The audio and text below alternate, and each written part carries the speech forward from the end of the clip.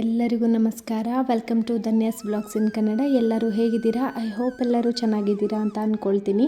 So ನೆನ್ನೆ ನಾನು ಹೇಳಿದ್ದೆ, ವೈಕುಂಠ ಏಕಾದಶಿ ದಿನ ಯಾವೆಲ್ಲ ವಸ್ತುಗಳನ್ನು ಮನೆಗೆ ತರೋದ್ರಿಂದ ಒಂದು ಒಳಿತನ್ನು ಪಡ್ಕೊಳ್ಬೋದು ಅಂತ ಹೇಳಿ ತಿಳಿಸ್ಕೊಡ್ತೀನಿ ಅಂತ. ಸೊ ಏಕಾದಶಿ ದಿನ ಕೆಲವೊಂದು ವಸ್ತುಗಳನ್ನ ಮನೆಗೆ ತರೋದ್ರಿಂದ, ಕೆಲವೊಂದು ವಿಶೇಷವಾದ ದೀಪಾರಾಧನೆಯನ್ನು ಮಾಡೋದ್ರಿಂದ ನಾವು ತುಂಬ ಒಂದು ಒಳ್ಳೆ ಫಲವನ್ನು ಪಡ್ಕೊಳ್ಬೋದು ಅಂತ ಹೇಳಿ ಇವತ್ತಿನ ವಿಡಿಯೋದಲ್ಲಿ ತಿಳಿಸ್ಕೊಡ್ತೀನಿ. ವಿಡಿಯೋನ ಸ್ಕಿಪ್ ಮಾಡದೆ ಕೊನೆವರೆಗೆ ನೋಡಿ ಆಯಿತಾ. ಬನ್ನಿ ತಿಳ್ಕೊಳ್ಳೋಣ. ನಾನು ಹಿಂದಿನ ವಿಡಿಯೋದಲ್ಲೇ ಪೂಜೆ ವಿಧಾನ ಎಲ್ಲ ಯಾವ ಥರ ಮಾಡ್ಕೊಳ್ಬೇಕು ಅಂತ ಹೇಳಿ ತಿಳಿಸ್ಕೊಟ್ಟಿದ್ದೀನಿ. ಹಾಗೆಯೇ ಡಿಸೆಂಬರ್ 30ನೇ ತಾರೀಕು ಬೆಳಗಿನ ಜಾವ ಬೇಗನೆ ಎದ್ದು ನಿಮ್ಮ ಪೂಜೆ ಸಿದ್ಧತೆಗಳನ್ನೆಲ್ಲ ಮಾಡ್ಕೊಳ್ಳಿ. ವಿಶೇಷವಾಗಿ ಈ ಒಂದು ದೀಪಾರಾಧನೆಯನ್ನು ಮಾಡೋದ್ರಿಂದ ಯಾರಿಗೆಲ್ಲ ಹಣಕಾಸಿನ ಸಮಸ್ಯೆ ಇದೆ ಅದನ್ನು ಬಗೆಹರಿಸ್ಕೊಳ್ಬೋದು. ವ್ಯವಹಾರದಲ್ಲಿ ವಿಳಂಬ ಆಗ್ತಿದ್ರೆ ಅದು ಕೂಡ ಬಗೆಹರಿಯುತ್ತೆ ಈ ಒಂದು ದೀಪಾರಾಧನೆಯನ್ನು ಮಾಡೋದ್ರಿಂದ. ಬನ್ನಿ ಹಾಗಾದರೆ ಆ ದೀಪಾರಾಧನೆ ಯಾವುದು ಅಂತ ಹೇಳಿ ತಿಳ್ಕೊಳ್ಳೋಣ. ಮೊದಲಿಗೆ ತಂಬಿಟ್ಟಿನ ದೀಪಾರಾಧನೆಯನ್ನು ಮಾಡೋದು ತುಂಬ ಒಳಿತನ್ನು ತಂದುಕೊಡುತ್ತೆ. ವಿಷ್ಣುಗೆ ಪ್ರಿಯವಾದಂಥ ತಂಬಿಟ್ಟಿನ ದೀಪಾರಾಧನೆ, ಹನ್ನೊಂದು ತಂಬಿಟ್ಟಿನ ದೀಪಾರಾಧನೆಯನ್ನು ಮಾಡೋದ್ರಿಂದ ವಿಶೇಷವಾದ ಫಲಗಳನ್ನು ನಾವು ಪಡ್ಕೊಳ್ಬೋದಾಗಿದೆ. ಈ ದಿನ ಬೆಲ್ಲದ ದೀಪಾರಾಧನೆ, ತಂಬಿಟ್ಟಿನ ದೀಪಾರಾಧನೆ, ನೆಲ್ಲಿಕಾಯಿ ದೀಪಾರಾಧನೆ, ಇಷ್ಟು ದೀಪಗಳ ಆರಾಧನೆಯನ್ನು ನೀವು ಮಾಡಬಹುದು. 11 ದೀಪಗಳ ಆರಾಧನೆಯನ್ನು ಮಾಡಬೇಕಾಗುತ್ತೆ ವೈಕುಂಠ ಏಕಾದಶಿ ದಿನ. ಸೊ ಯಾರೆಲ್ಲ ವೈಕುಂಠ ಏಕಾದಶಿ ದಿನ ಉಪವಾಸವನ್ನು ಮಾಡಬೇಕು ಅಂತ ಹೇಳಿ ಅಂದ್ಕೊಂಡಿರ್ತೀರ, ಬೆಳಗಿನ ಜಾವ 5:00 ನೀವು ಉಪವಾಸವನ್ನು ಶುರು ಮಾಡಿದರೆ ಮಾರನೇ ದಿನ ಬೆಳಿಗ್ಗೆ 10:00 ಮೇಲೆ ಏನಾದರೂ ತಿಂದು ನೀವು ಉಪವಾಸವನ್ನು ಮುರಿಬೋದು. 31ನೇ ತಾರೀಕು 10:00 ಮೇಲೆ ನೀವು ಉಪವಾಸವನ್ನು ಬಿಡುವಂಥದ್ದು. ತಂಬಿಟ್ಟಿನ ದೀಪಾರಾಧನೆಯನ್ನು 11 ತಂಬಿಟ್ಟಿನ ದೀಪವನ್ನು ಆರಾಧನೆಯನ್ನು ಮನೆಯಲ್ಲಿ ಮಾಡಿ ತುಂಬಾ ಒಳಿತಾಗುತ್ತೆ. ಇನ್ನು ಯಾವೆಲ್ಲ ವಸ್ತುಗಳನ್ನ ತಂದರೆ ಮನೆಗೆ ಒಳಿತು ಆಗುತ್ತೆ, ಒಂದು ಪಾಸಿಟಿವ್ ವೈಬ್ರೇಷನ್ ಅನ್ನೋದಿರುತ್ತೆ ಅಂತ ಹೇಳಿ ತಿಳ್ಕೊಳ್ಳೋಣ ಬನ್ನಿ. ನಿಮಗೆಲ್ಲರಿಗೂ ಗೊತ್ತಿರೋ ಹಾಗೆ ಪಚ್ಚಕರ್ಪೂರ ವಿಷ್ಣುವಿಗೆ ತುಂಬ ಪ್ರಿಯವಾದದ್ದು. ಒಂದು ತಿರುಪತಿಲೂ ಕೂಡ ಅಭಿಷೇಕ ಎಲ್ಲ ಆದಮೇಲೆ ದೇವ್ರಿಗೂ ಕೂಡ ಪಚ್ಚಕರ್ಪೂರವನ್ನು ಮೈಗೆ ಹಚ್ಚುತ್ತಾರಂತೆ.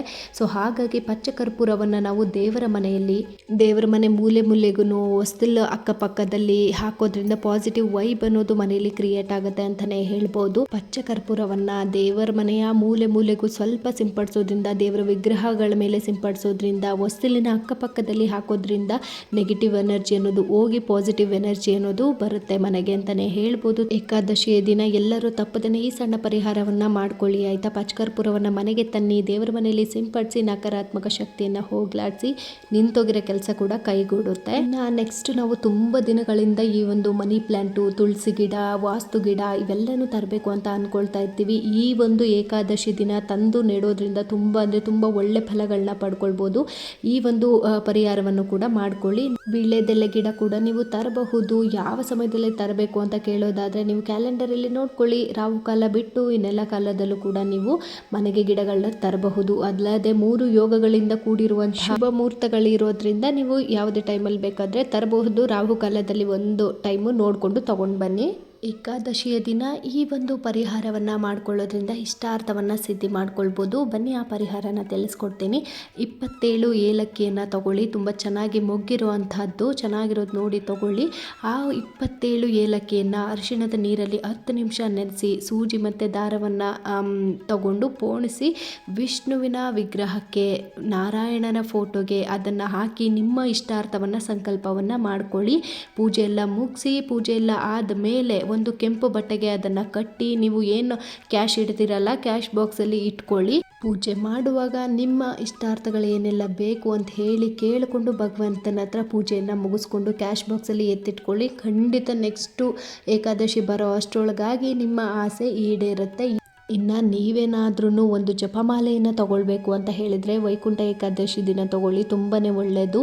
ರುದ್ರಾಕ್ಷಿ ಮಾಲೆ, ತುಳಸಿ ಮಾಲೆ, ವೈಜಯಂತಿ ಮಾಲೆ ಅಂತ ಜಪಮಾಲೆಗಳು ಸಿಗುತ್ತೆ. 108 ಮಣಿಗಳಿರುವಂಥದ್ದು. ಎಷ್ಟೊಂದು ಸರ್ತಿ ನಾವು ಪೂಜೆ ಮಾಡುವಾಗ 108 ಸತಿ ಸ್ತೋತ್ರಗಳನ್ನ ಹೇಳೋಕ್ಕೆ, ಅದನ್ನು ಎಣಿಸ್ಕೊಳ್ಳೋಕ್ಕೆ ಕೈಯಲ್ಲಿ ಎಣಿಸ್ಕೊಳ್ಳೋದು ಅಥವಾ ಯಾವುದಾದ್ರು ಕಾಳುಗಳನ್ನ ಇಟ್ಕೊಂಡು ಎಣಿಸ್ಕೊಳ್ಳೋದು ಆ ಥರ ಮಾಡ್ತಿರ್ತೀವಿ. ಈ ಥರ ಒಂದು ಜಪಮಾಲೆ ಇದ್ದರೆ ಮಂತ್ರಗಳನ್ನ ಪಠನೆ ಮಾಡೋಕ್ಕೆ ಹೆಲ್ಪ್ ಆಗುತ್ತೆ. ಒಂದು ಪಾಸಿಟಿವ್ ವೈಬ್ ಅನ್ನೋದು ಬರುತ್ತೆ. ದೇವ್ರ ಮನೇಲಿ ಜಪಮಾಲೆ ನೋಡಿದ ತಕ್ಷಣ ಜಪ ಮಾಡು, ದೇವ್ರ ಧ್ಯಾನ ಮಾಡು ಅನ್ನೋ ಥರ ನಮ್ಮ ಮನಸ್ಸು ಒಂದು ಸ್ವಲ್ಪ ದೇವ್ರ ಕಡೆ ವಾಲುತ್ತೆ ಅಂತಲೇ ಹೇಳ್ಬೋದು. ಇನ್ನು ವೈಕುಂಠ ಏಕಾದಶಿ ದಿನ ಮನೆಗೆ ದವಸ ಧಾನ್ಯಗಳನ್ನ ತರೋದ್ರಿಂದ ತುಂಬಾ ಒಳ್ಳೆಯದು ಅಂತ ಹೇಳ್ಬೋದು. ಅಕ್ಕಿ, ಬೆಲ್ಲ, ತುಪ್ಪ, ಅರಿಶಿಣದ ಕೊಂಬು ಈ ಥರ ಒಂದು ಮನೆಗೆ ದವಸ ಧಾನ್ಯಗಳನ್ನ ತರೋದ್ರಿಂದ ತುಂಬ ಅಂದರೆ ತುಂಬ ಒಳಿತನ್ನು ಕಾಣ್ಬೋದು ವೈಕುಂಠ ಏಕಾದಶಿ ದಿನ. ಸೊ ತಿಳ್ಕೊಂಡ್ರಿ ಅಲ್ವಾ, ಇಷ್ಟೆಲ್ಲ ವಸ್ತುಗಳನ್ನ ಮನೆಗೆ ತರೋದ್ರಿಂದ ಈ ಒಂದು ಸಣ್ಣ ಪರಿಹಾರವನ್ನು ಮಾಡ್ಕೊಳ್ಳೋದ್ರಿಂದ ನಿಮ್ಮ ಒಂದು ಇಷ್ಟಾರ್ಥವನ್ನು ಸಿದ್ಧಿ ಮಾಡ್ಕೊಳ್ಬೋದು ಅಂತ. ಸೊ ವಿಡಿಯೋ ಯೂಸ್ಫುಲ್ ಆಗಿರುತ್ತೆ ಅಂತ ಅಂದ್ಕೊಳ್ತೀನಿ. ನಾನು ಸಿಗ್ತೀನಿ ನೆಕ್ಸ್ಟ್ ವಿಡಿಯೋದಲ್ಲಿ. ಅಲ್ಲಿವರೆಗೂ ಟೇಕ್ ಕೇರ್, ಬಾಯ್ ಬಾಯ್ ಎಲ್ರಿಗೂ. ಯಾರೆಲ್ಲ ವಿಡಿಯೋನ ಸಬ್ಸ್ಕ್ರೈಬ್ ಮಾಡದೆ ನೋಡ್ತಾ ಇದ್ದೀರಾ ಪ್ಲೀಸ್ ಸಬ್ಸ್ಕ್ರೈಬ್ ಮಾಡ್ಕೊಂಡು ನೋಡಿ ಅಂತ ಹೇಳ್ತಾ ವಿಡಿಯೋನ ಇಲ್ಲಿಗೆ ಎಂಡ್ ಮಾಡ್ತೀನಿ. ಬಾಯ್ ಬಾಯ್ ಎಲ್ರಿಗೂ.